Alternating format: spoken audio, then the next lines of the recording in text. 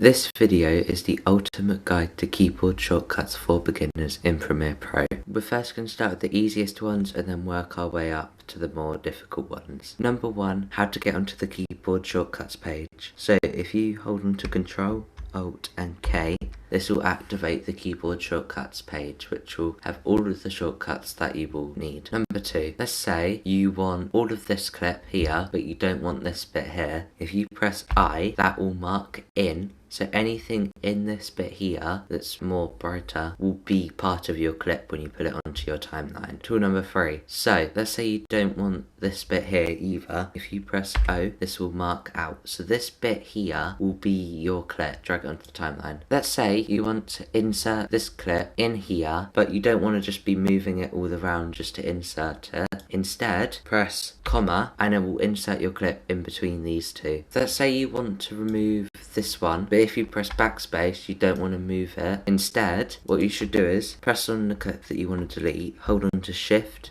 and delete at the same time, and then it will delete it and then move these clips in. Let's say you want to undo what you've just done. If you press Control and Z, that will undo the last thing that you just did ever in your project. But let's say you want to redo it again, hold on to Control, Shift and Z, and then that will redo what you've done. Next, let's say you want to cut this bit here. If you move your playhead to where you want to cut it, press Control K, that will cut it, and then if we do Shift and delete again, it will move all of the clips in while deleting that, which is really useful. Now, if you want to play what you've done, instead of going over to here and pressing the play one, if you press space, that will play and it will pause. And if you want to do the frame one, then if you go over to this bit here, I'll get up a picture because I don't actually know what it's called. If you press the right one, it will move one frame at a time to the right, and then if you do the left one, it will move it one frame at a time to the left. So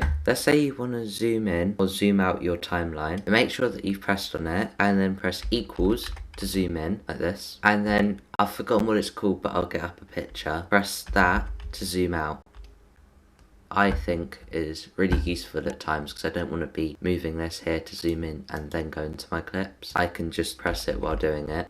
Now, let's say there's a certain bit that you want to cut that you can't really do with the playhead, it'll be too difficult. Press C to activate the razor tool and then cut where you want it to be cut. And then make sure if you want to undo it, press Ctrl Z, and then to access your cursor, press V, and then you've accessed it. Now, let's say for your clips, you want to make a bin, but instead of going over to here, pressing a new bin and then making it, if you hold on to Ctrl B, make sure you press on it and then press Ctrl B, by the way, and then you can make a new bin. Name it what you want, and then you can add your stuff into it. Let's say you want to move to your next clip, but you don't want to go like this, you want to be like right in the middle. Well, if you go over to your keypad, I'll get up a picture if you're a bit confused, and then press the down key.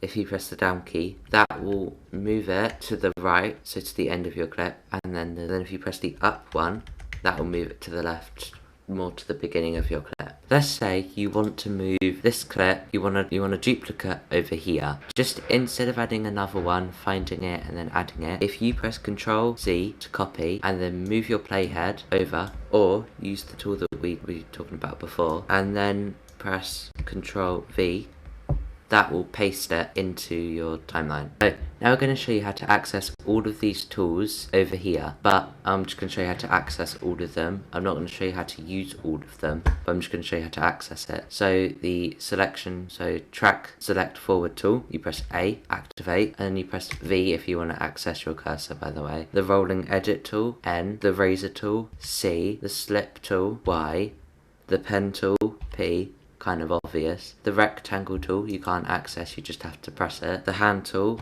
H, kind of obvious, and then the text tool, T, which is also kind of obvious. And then you press V to access your cursor. Let's say you wanted to know the time in between your clips, so you know where each bit is, like let's say the intro, the middle, outro. Well, if you press M, it'll make a marker and you can name it if you want to.